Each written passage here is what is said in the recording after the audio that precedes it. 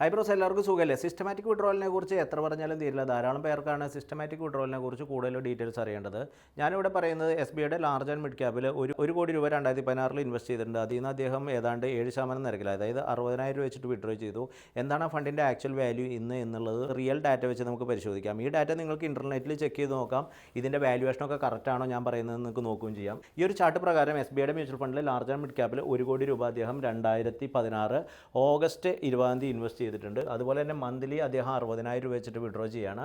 2016 August 8 മുതൽ ഞാൻ ഈ ഡേറ്റ് എടുത്തിരിക്കുന്നത് ഒക്ടോബർ 12, 2025 വരെയുള്ള കാൽക്കുലേഷൻ. അങ്ങനെ നമ്മൾ നോക്കുമ്പോൾ 110 മാസം ഇദ്ദേഹം വിഡ്രോൾ എടുത്തിട്ടുണ്ടാവും. ഏതാണ്ട് 66 ലക്ഷം രൂപയുടെ വിഡ്രോൾ എടുത്തിട്ടുണ്ടായിരിക്കും. അദ്ദേഹത്തിൻ്റെ ടോട്ടൽ ഫണ്ട് വാല്യൂ എന്ന് പറയുന്നത് ആസ് ഓൺ ഡേറ്റ് 2,15,00,000 രൂപയായിരിക്കും. ഈ ഫണ്ട് തന്നിട്ടുള്ള റിട്ടേൺ എന്ന് പറഞ്ഞാൽ 14.67%.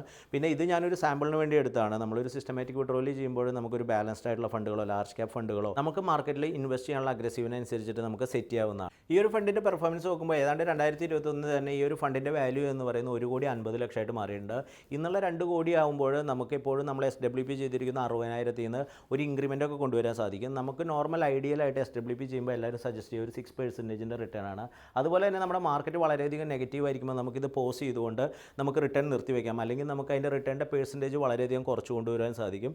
അതുപോലെ തന്നെ നമ്മുടെ മ്യൂച്വൽ ഫണ്ടിലുള്ള ഇക്വിറ്റി ഇൻവെസ്റ്റ്മെൻറ്റ് നമുക്ക് വേറെ ഫണ്ടിലേക്ക് ട്രാൻസ്ഫർ ചെയ്തുകൊണ്ട് അതിൽ നിന്നും നമുക്ക് വളരെ ഫ്ലെക്സിബിളായിട്ട് തന്നെ സിസ്റ്റമാറ്റിക് വിഡ്രോവൽ ചെയ്യാൻ സാധിക്കും. വളരെ ഫ്ലെക്സിബിളാണ് മ്യൂച്വൽ ഫണ്ട് എന്നുള്ളത്. അത് പ്രത്യേകിച്ച് നമ്മുടെ ഒരു പെൻഷൻ പ്ലാൻ്റെ കാര്യത്തിനാണെങ്കിൽ നമുക്ക് തീർച്ചയായിട്ടും സിസ്റ്റമാറ്റിക് വിഡ്രോവൽ പരിഗണിക്കാവുന്നതാണ്.